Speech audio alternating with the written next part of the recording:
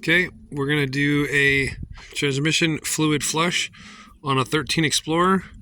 Disclaimer, this is for entertainment purposes. I am not a mechanic, and I am not liable if you mess your car up. But it worked for me. This is the second time we're doing it. 2013 Explorer transmission flush using its own pump. So the manual says 11.6 quarts. So each of these are a gallon, so 4 quarts, 8 quarts, 12 quarts, and we got extra because it's probably going to take extra as we're pumping. Got a bucket that, just because, I marked it with quarts and then gallons. Okay, so what we're going to do is we're going to, that hose clamp right there, we're going to, or whatever you want to call it, that one, that's the transmission cooler. I have the tow package, which gives you the heavy duty brakes and transmission stuff and whatever. So your car, I don't know if it'll have it or not, but mine has the tranny cooler. So you pull that clip off, this top hose, that's the tranny cooler. There's one below it, but you can't really see it. Anyways, conveniently so, the top one is what we need. We're going to pull that hose off and then put this clear hose on. And then the other half goes in this bucket. And the premise is we're going to turn the car on. I forget right now if it's in drive or park or neutral for the transmission to turn on its pump. And then it'll pump out of that pipe into the hose, down into the bucket, dirty brown tranny fluid. And at the same exact time, I'm going to be using this funnel. And right down here between the air box and whatever this plenum thing is the transmission cap. There it is. See it right there? So that's the cap and the dipstick built in one. So you unscrew that and there's a dipstick on it. Anyways, you pull that out, stick this funnel in, and then I'm adding fluid similar rate to what I see coming out. That's part of the reason why I made those marks on the side, so I can kind of keep track. Because it's only supposed to hold 11.6 quarts, 11.6. So I don't want 12 quarts in it. 16 quarts in it. So we're going to get this set up and then start the video again. Okay. We got the hose off. You can see that was a real mother. That's my kids. We definitely didn't film that. There's a lot of cussing going on. You can tell I'm out of breath also because I'm fat.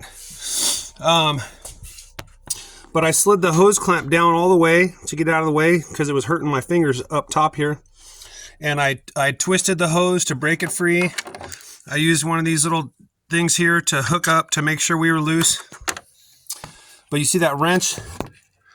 I got that wrench pushed against the pipe, the open end back here, and the box end against the air filter, because you're yanking against it pretty good. So I just wanted this to hold back on that pipe so we don't break it out of the radiator or the tranny cooler.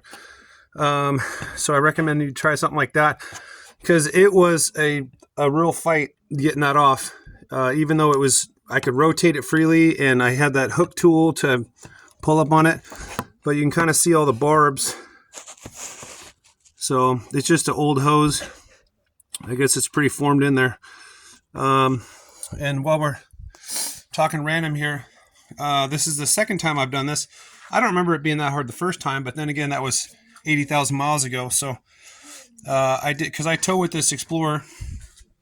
So I did it at 80,000 miles about, and now I have 162, I think, thousand miles. So 80 and 80, that's when I'm doing it. And okay. Oh, the other thing is, this is the hood sensor. So you disconnect that too and kind of push it out of the way, because that opens this up, because otherwise it's right here all in your way. So that makes it nice and easy.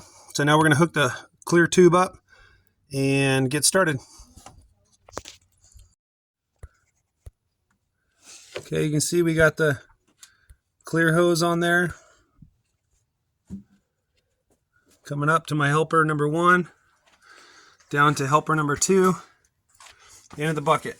So now helper number 3 is going to sit inside the car, and that's the other thing is we're going to put wheel chocks just in case, because I don't remember if you have to have it in drive or not. We'll know. We'll find out here in a second. I'll let you know. Okay, we got our funnel in the hole. It's a tight squeeze with the air filter and everything. Everybody's in position. Okay, Jameson, go ahead and turn the car on. Okay, so we're in park, so nothing's happening. Okay, bud, shift it to neutral. It's coming. Okay, so he's in neutral, and you see the fluid coming up. Okay, Cooper, your job is to put it in the bucket.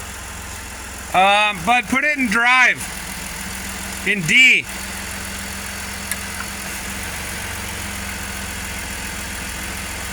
All right, put it back in N.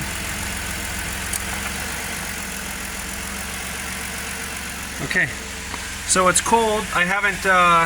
We haven't driven the car. I was just sitting on the side of my house last night, so it's a little thick, which is fine for me because that's going slower. I remember last time I did it, when the motor was warm, the tranny was warm, it was coming out quite a bit. So I'm gonna shut this off, but you can see how it's working. Nothing's dripping down here. We just got it connected to that return line, pumping into the bucket. So I'm gonna start adding as it's pissing it out. With my, I got everything ready just to go bang, bang, bang. I'm gonna start pouring it in here slowly. As it pumps out, I'm gonna try my best to match that amount. Okay, so last time I remember doing this, the fluid was much more, coming out a lot more. So maybe it's because last time, I do remember the car was hot. This is cold, like I said. So it's kind of a slow pace. I got him cycling between drive and neutral and reverse, but you can see it coming out little by little. But the premise is you just keep doing it. You see how dark the fluid is. You just keep doing it until the fluid comes out bright red like new transmission fluid. So we'll just keep going on here and then update it when we find out when we're all done.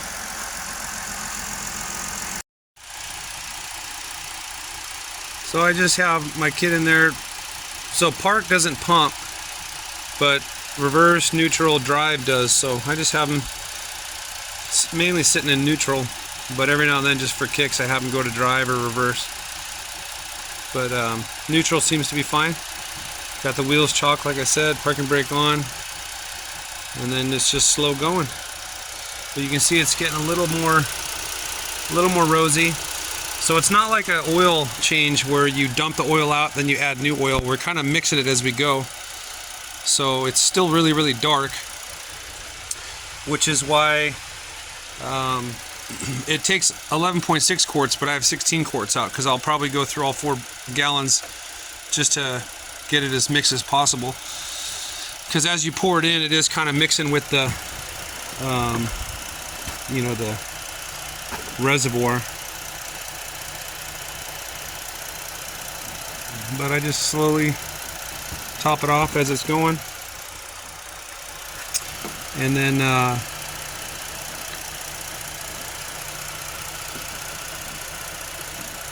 that's that.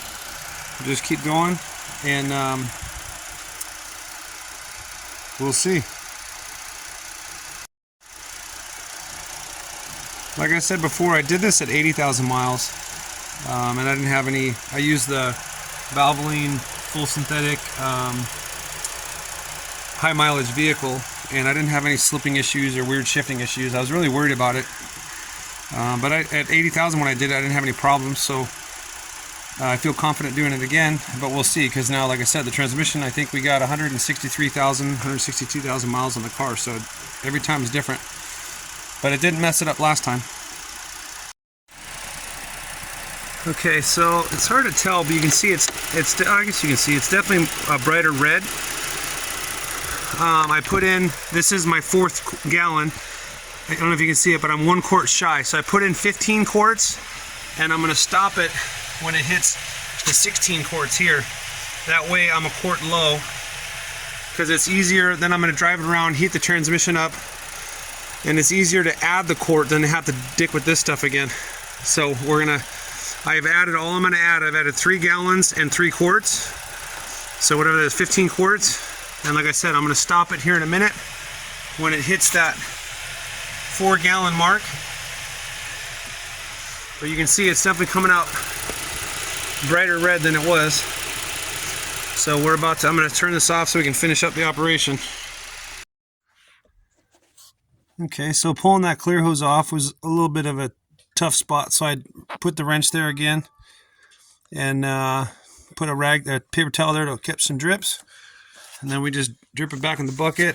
I do recommend that you put I had a metal pan under there, but you see it was dripping quite a bit because a couple times I poured in the funnel too fast and it overflowed the hole.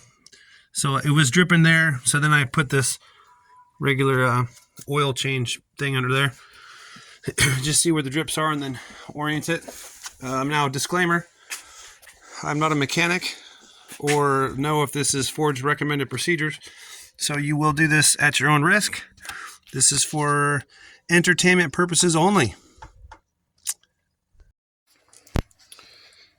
Okay, a couple tools to make the job easier are these different pliers. See, it's kind of like a 45-degree, and then here's a 90-degree to help get that hose clamp off, and then this little pick to help break the hose free. I don't know, sorry for the background noise. I don't know why the kid's freaking out. Obviously it's a different kid, not my kid. Transmission funnel, and then here's the hose. Hold it up straight. So in case you're buying it, the OD is 0.61. I don't know if I can see it. And the ID, bring it over to here, Coop. Hold it right there. The ID is, angle it down, sorry, bud. 0.46. Neighbors are having fun. 0.48. So I wish somebody would get out of my son. Thank you. So 0.48. Good old kids. You know, how often do I yell at you about that, Bailey? A lot. A lot, yeah. And somehow magically they still like to stand in the light. So this hose just slides on to that to the metal tube sticking out of the tranny cooler. Just slides right on it, or it's actually a bit of a push. But it doesn't need a clamp just for what we're doing. It just stays on there. It doesn't leak really much. And then a bucket, obviously, the other tool. And then you just dispose of it at your local auto parts store. Okay. So the hose is pretty much, it's a 1/2-inch ID, inner diameter. Okay, and we're all done. We backed the car out, ran an errand, went to the market and back, and drove back over on the side of my house where it's flat and level with the car running, engine and transmission warmed up. I was about a little over a quart low like I figured, but it's better to be low than too high because it's a pain to get the fluid back out. So I just added a quart, and that put us about mid-range, a little higher than mid on the dipstick. So then I just added a couple more pinches of fluid and put me almost to the high mark, a little below, and then that was it. So when I ran the errand, the car shifted good. I just ran another errand, and the car shifted smooth and easy. And the trick is to get the high mileage transmission fluid. It's got the, I don't know, whatever additive is in, so the clutches don't slip. Because when you clean out that fluid, in the reason why it's dark, or part of the reason, is it's got a lot of the friction modifiers and the worn off clutch particles and all that stuff, or whatever it's called. I don't know. I'm sure some smart guy will correct me in the comment section. But so the high mileage stuff includes those friction modifiers to help it with the clutch plates and all that stuff. But or whatever they're called. But so everything was good so far, knock on wood. I did it 80,000 miles, it worked good. Now I have 162, and this should be the last time I do that for this car. I don't know if it'll make it to 240, but it tows good. There's the couple trailers I tow. That trailer is 5,500 loaded. So tows it good. And then, yeah, good luck to everybody else out there.